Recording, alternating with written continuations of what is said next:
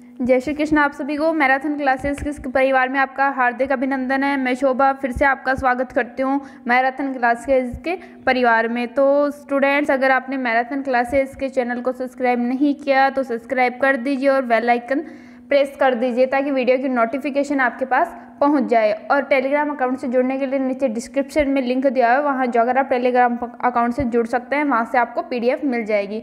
तो स्टार्ट करते हैं आज का अपना टेस्ट। देखते हैं कितने क्वेश्चन सही है। लेकिन पिछला जो एक क्वेश्चन था वो उसमें एक मिस्टेक हुई थी, वो क्वेश्चन बोलने में मिस्टेक हुआ था, तो वो आप सही कर लेना। उसमें ए ऑप्शन राइट आंसर होगा। वो आउटलाइन साइकोलॉजी वो क्वेश्चन थी, वो CH हल्की थी, है ना, तो वो उसमें ए ऑप्शन राइट आंसर हो जाएगा। तो स्टार्ट करते हैं आज का टॉपिक अपना। मॉडलिंग का संप्रत्यय निम्न में से किस कार्य पर आधारित है? मॉडलिंग का संप्रत्यय किस कार्य पर आधारित है? तो आपको पता होना चाहिए किस कार्य पर आधारित है।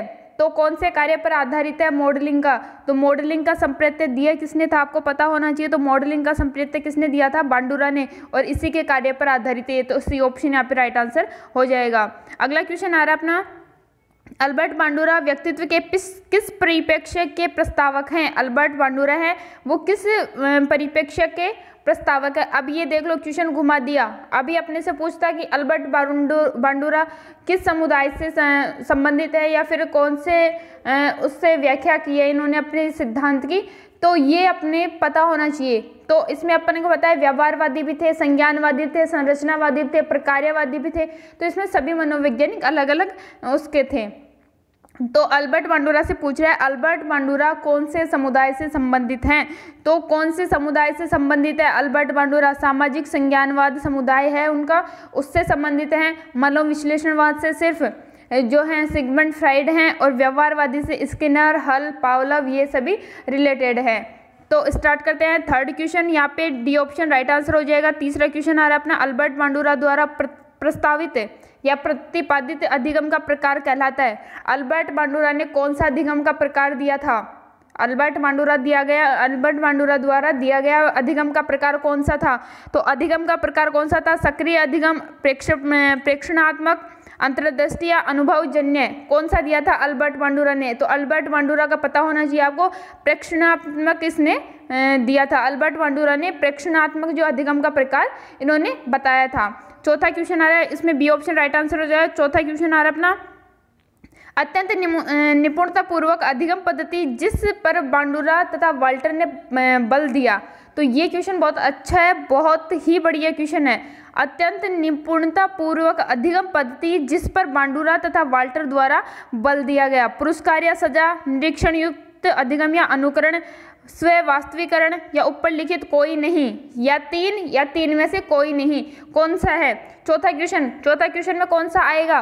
तो अत्यंत निपुणतापूर्वक। तो पुरस्कार, सजा, ये तो मैंने आपको पहले पिछले वीडियो में बता दिया था कि सजा या पुरस्कार का बहुत ही कम उपयोग हुआ है। कहाँ पर? मनोविज्ञान में। दंड का तो कोई प्रावधान ही नहीं है। तो आगे आ रहा है अपना, तो ए ऑप्शन तो यहाँ पे कट हो जाएगा। बी ऑप्शन आ रहा है निरीक्षण युक्त और अधिगम अनुकरण। तो अब निरीक्षण युक्त यानी किसी और को देखकर अपन उसका निरीक्षण करते हैं, उसके अकॉर्डिंग अपन सीखते हैं, तो वो आ गया। तो आपको पता होना चाहिए अल्बर्ट ने प्रेक्षणात्मक दिया था, और प्रेक्षण में भी क्या होता है? किसी दूसरे के व्यवहार को देखकर उसका निरीक्षण करना। तो यहाँ पे बी ऑप्शन राइट आंसर हो जाएगा। कौन सा? बी ऑप्शन यहाँ पे राइट आंसर हो जाएगा। अगला क्वेश्चन आ रहा है, अगला क्वेश्चन अपना, निम्न में से कौन सी मुख्य प्रक्रिया बांडुरा के सामाजिक संज्ञानात्मक सिद्धांत, कौन सी मुख्य प्रक्रिया है जो बांडुरा के संज्ञानात्मक सिद्धांत अवलोकन अधिगम से संबंधित नहीं है? अवलोकन देखना उससे संबंधित नहीं है। तो आपको यहाँ पे दो क्वेश्चन कंप्लीट हो रहे हैं। पहला कि अल्बर्ट बांडुरा का सिद्धांत कौन सा था? तो वो कौन सा था? सामाजिक संज्ञानवाद उन्होंने सिद्धांत दिया था। और उनके आधार पर अवलोकन अधिगम में कौन सा सम्मिलित नहीं है? अनुभव, अवधान, धारणा या अभिप्रेरणा, कौन सा नहीं है? अनुभवात्मक नहीं है, अवधारणात्मक नहीं है, धारणात्मक नहीं है या अभिप्रेरणात्मक नहीं है। पांचवा क्वेश्चन कौन सा नहीं है, तो आपको पता अवधान, धारणा और अभिप्रेरणा, ये अपने जो शिक्षा मनोविज्ञान है उसमें इसका बहुत ज़्यादा जिक्र हुआ है। अवधान से यानी एक जगह एकाग्रचित्त अपन ध्यान करके कहीं सुनते हैं तो उससे अपन अधिक सीखते हैं। धारणा किसी चीज़ को लेने के लिए, अभिप्रेरणा किसी अपने कार्य को उत्तेजित यानी अपने अंदर जो उत्तेजना होती है, अभिप्रेरणा होती है किसी कार्य को करने की, उसे अभिप्रेरणा कहा जाता है। तो यहाँ पे ए ऑप्शन राइट आंसर हो जाएगा, इसमें ए ऑप्शन राइट आंसर हो जाएगा। अगला क्वेश्चन आ रहा है अपना, निम्न में से कौन सा अल्बर्ट बांडुरा ने सामाजिक अधिगम सिद्धांत का एक चरण नहीं है। अल्बर्ट बांडुरा, मैं एक क्वेश्चन बता देती हूँ आपको, अधिगम जो टॉपिक है आपका उसमें से जीन पियाजे, अल्बर्ट बांडुरा, कोहलबर्ग, ये ऐसे है फ्राइड, ये ऐसे मनोवैज्ञानिक है जिनमें से 1 से 3 क्वेश्चन पूछे जाते हैं हर एग्जामिनेशन में। हर एग्जाम में 1 से 3 क्वेश्चन इनमें से पूछे जाते हैं, तो इनके सिद्धांत को अच्छे से पढ़ लेना क्योंकि उनसे आते हैं। जैसे फ्राइड ने क्या बताया, फ्राइड ने मन के 3 प्रकार बताए, फ्राइड ने जो है अपने मनोविश्लेषणवाद का सिद्धांत दिया। ऐसे विलियम मैकडोगल है, विलियम मैकडोगल ने मूल प्रवृत्तियों के बारे में बताया। जीन पियाजे ने जो अपने विकास की 4 अवस्थाएं बताई है ना, और एकमात्र जो मनोविज्ञान संज्ञानात्मक मनोविज्ञान का इन्होंने प्रवर्तक माना जाता है जीन पियाजे को। तो ऐसे बहुत से हैं, तो इनको पढ़ना बहुत जरूरी होता है। तो ये अपने जो मिनिमम क्वेश्चन है वो अल्बर्ट बांडुरा के ऊपर है ताकि इनका जो सिद्धांत है वो कंप्लीट हो सके। तो स्टार्ट है अपना क्वेश्चन, निम्न में से कौन सा अल्बर्ट बांडुरा के सामाजिक अधिगम सिद्धांत का एक चरण नहीं है। तो सामाजिक अधिगम सिद्धांत का एक चरण पूछ रहा है कि कौन सा नहीं है।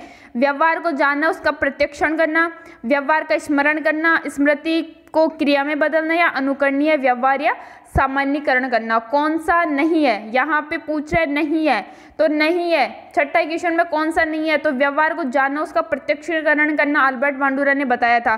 सामाजिक संज्ञानवाद में क्या होता है कि अपन अपनी जो अंदरूनी जो अपनी आवश्यकता है या फिर अपन देख सकते हैं अपने जो अंदर की जो विशेषताएं हैं उनको बाहर जागृत करते हैं, उनका प्रत्यक्षीकरण करते हैं और उनको स्मृति में बदलते हैं। तो ये होता है। तो यहाँ पे व्यवहार को जानना, प्रत्यक्ष करना होता है, स्मृति को क्रिया में बदलना ये भी होता है। अपने किसी चीज को अपन याद करें, जैसे अभी क्वेश्चन याद किया कोहलबर्ग है, संज्ञानात्मक सिद्धांत का, सामाजिक संज्ञानात्मक सिद्धांत का प्रवर्तक कौन है, कोहलबर्ग। तो अपन इसको याद कर रहे हैं, लेकिन अपन एग्जाम में जा रहे हैं तो अपने को यहाँ पे वो ऐसे नहीं बोलेगा कि चलो संज्ञानात्मक सिद्धांत का प्रवर्तक कौन है या क्या है। वहाँ पर अपने क्रिया करनी पड़ेगी, वहाँ पर अपने को वो रो भरना पड़ेगा, वो आंसर उसमें लिखना पड़ेगा, वो एक अपना क्रियात्मक हो गया। तो इन्होंने ये बताया अनुकरणीय व्यवहार्य का सामान्यीकरण, अपन किसी व्यवहार को अनुकरण करते हैं, अनुकरण करके उसको अपने व्यवहार में अपन बदल लेते हैं, वो सामान्यीकरण हो गया। तो इसमें बी ऑप्शन राइट आंसर हो जाएगा। अगला क्वेश्चन आ रहा है अपना, जिस प्रक्रिया में व्यक्ति दूसरे के व्यवहार को देखकर सीखता है न कि प्रत्यक्ष अनुभव को क्या कहा जाता है। व्यक्ति किसी दूसरे के व्यवहार को, जैसे अभी मैं टीचिंग करवा रही हूँ, मेरे व्यवहार को देखकर या फिर मेरी कोई लैंग्वेज को देखकर कोई दूसरा उसी के अकॉर्डिंग कुछ कार्य करता है, प्रत्यक्ष नहीं है, वो प्रत्यक्ष नहीं है, सिर्फ व्यवहार को देखकर कर रहा है, तो वो कौन सा क्या कहलाता है। सामाजिक अधिगम, अनुबंधन, प्रायोगिक या आकस्मिक अनुबंधन, कौन सा होता है। अनुबंधन इसमें पूछ रहा है, अधिगम पूछ रहा है, तो वो कौन सा होगा कि व्यक्ति जब किसी दूसरे के व्यवहार को देखकर अनुकरण करता है, प्रत्यक्ष नहीं है, सिर्फ व्यवहार को देखकर अनुकरण कर रहा है। तो व्यवहार को देखकर अनुकरण करना आपको नॉर्मली से पता होना चाहिए। अनुबंधन तो इसमें होगा नहीं क्योंकि उद्दीपक होगा उसके बाद अनुबंधन होगा, तो इसमें प्रत्यक्ष होता है। उद्दीपक तो क्या होता है, प्रत्यक्ष होता है, लेकिन अनुबंधन यहाँ पे नहीं होगा। प्रायोगिक, तो प्रायोगिक यानी किसी के प्रक्षेपण करना, उसकी कमियों और अच्छाइयों को जानना और उसके बाद उसको करना, ये भी नहीं होगा। आकस्मिक, किसी को अचानक देखा और बस ले लिया, तो ये भी नहीं होगा। तो यहाँ पे ए ऑप्शन राइट आंसर हो जाएगा। सामाजिक अधिगम, समाज में रहते हुए विभिन्न लोगों के व्यवहार को जानकर उसका प्रत्यक्षीकरण करके अपन अपने व्यवहार में उसको ढाल लेते हैं। ए ऑप्शन यहाँ पे राइट आंसर हो जाएगा। अगला क्वेश्चन आ रहा है अपना, उस व्यक्ति का विवरण करने के लिए किस शब्द का प्रयोग किया जाता है जिसे बच्चा प्रक्षेपण या अधिगम से प्रेक्षित करता है, संभवतः उसकी नकल उतारता है। एक व्यक्ति का विवरण किसके लिए किस शब्द का प्रयोग किया जाता है। एक व्यक्ति का विवरण करने के लिए कौन से शब्द का प्रयोग किया जाए कि जिससे बच्चा प्रक्षेपण या अध्ययन करके प्रक्षेपित करता है, उसका अध्ययन करके उसे प्रक्षेपित करता है और तो या फिर उसकी नकल उतारता है। तो ये कौन से में आएगा, तो ये कौन से में आएगा, प्रक्षेपण करके, तो प्रक्षेपण कर रहे हैं तो एक होना चाहिए कि अपने पास एक मॉडल है, उसका अपन प्रक्षेपण कर रहे हैं, तो इस इजी से इसमें है, इसमें मॉडल हो जाएगा। क्योंकि अपने पास क्या होता है, जैसे अपने पास बुक है, उसको अपन प्रक्षेपण कर रहे हैं कि इसमें क्या कमियां रहेगी, इसमें क्या और ऐड करना पड़ेगा, क्या कुछ होगा, तो उसके आधार पर अपन उसकी कमियों को जानकर उसके बारे में और कुछ बताना चाह रहे हैं, फिर उसकी नकल करके अपन नई कोई बुक लिख रहे हैं, तो वो क्या हो गया, अपने सामने एक मॉडल हो गई वो बुक। तो यहाँ पे बी ऑप्शन राइट आंसर हो जाएगा। अगला क्वेश्चन आ रहा है अपना, निम्न में से कौन सा विकास सिद्धांत इस पर निर्भर करता है कि बच्चे दूसरे के आचरण का अवलोकन करके ही नकल करके सीखते हैं।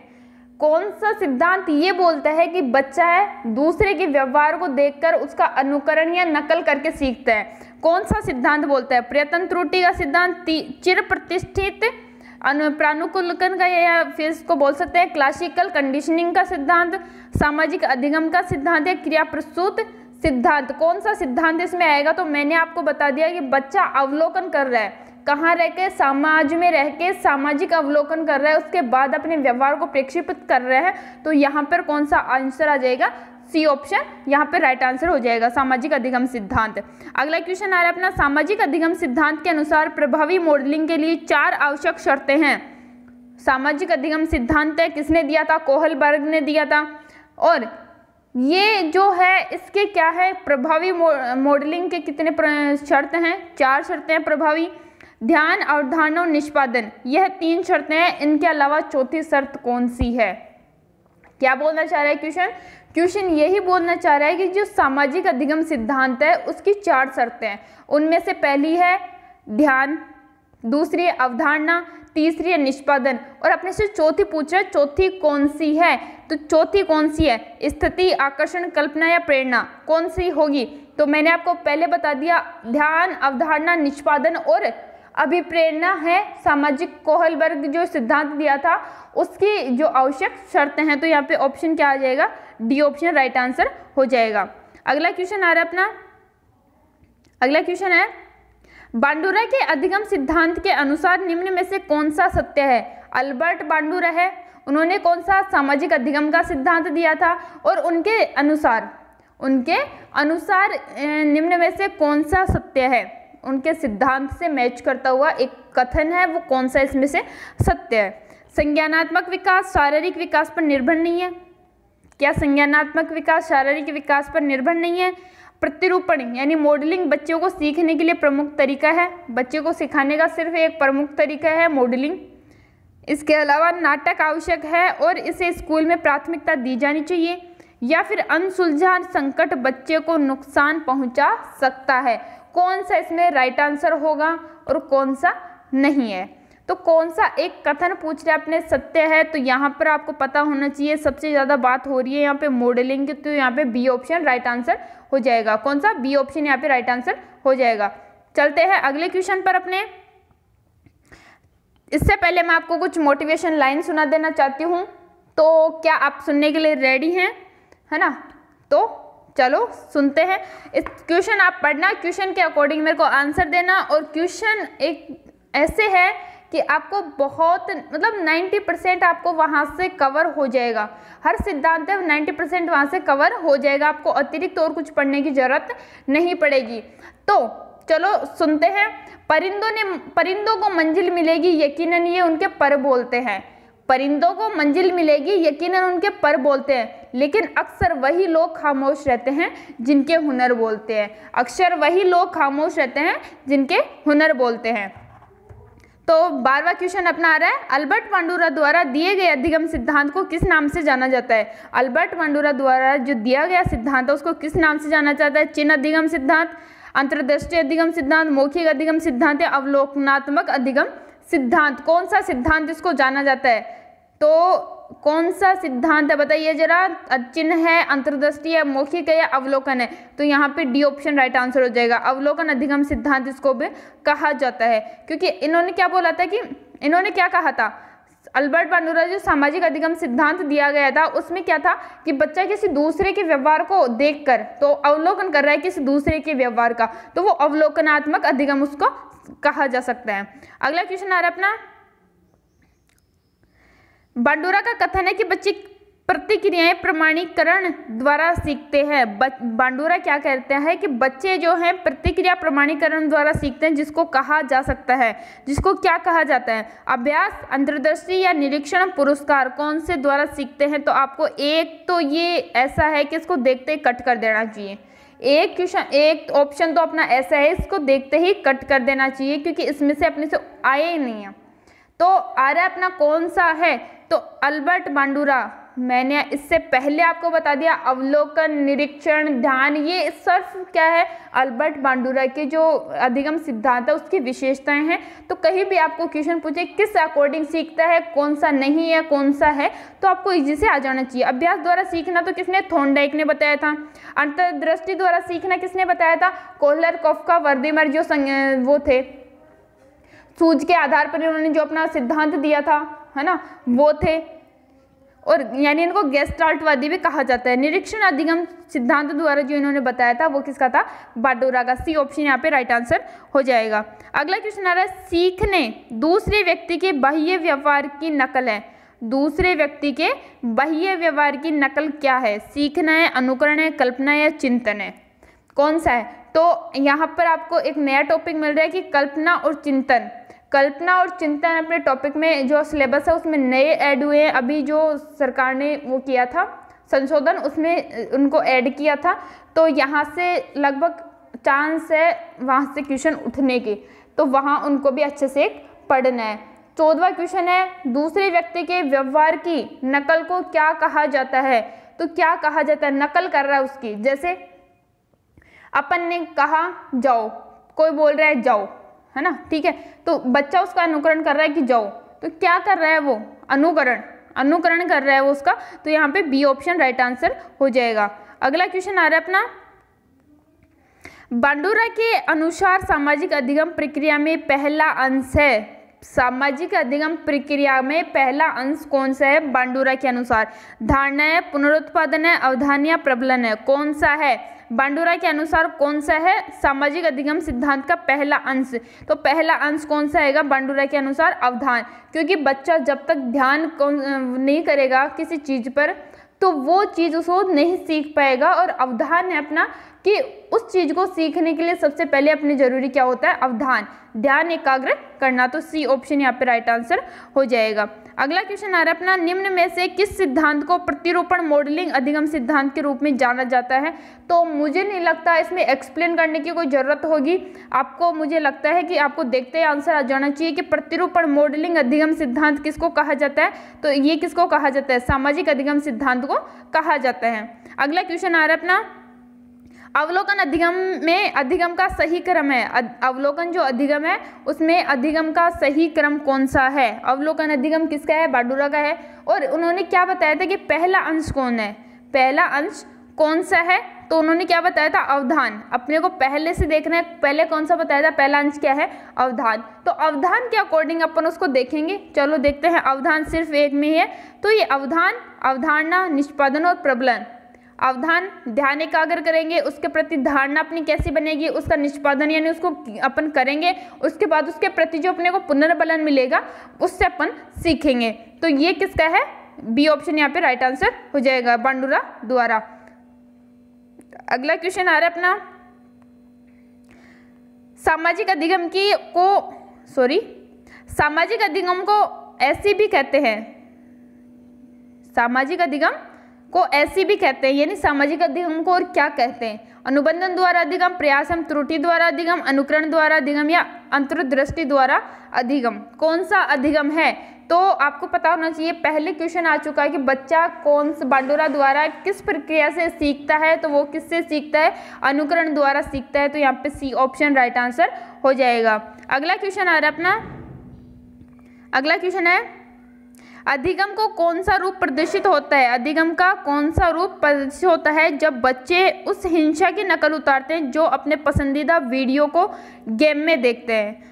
एक बच्चा है वीडियो गेम में कुछ हिंसात्मक प्रक्रियाएं देख रहा है, हिंसात्मक क्रियाएं देख रहा है और वो वही अपने जो रियल लाइफ है उसमें नकल कर रहा है। तो ये कौन से में कौन सा रूप प्रदर्शित होता है, क्रिया प्रसूत, अवलोकन, अनुबंधन या अव्यक्त अधिगम, कौन से में होगा।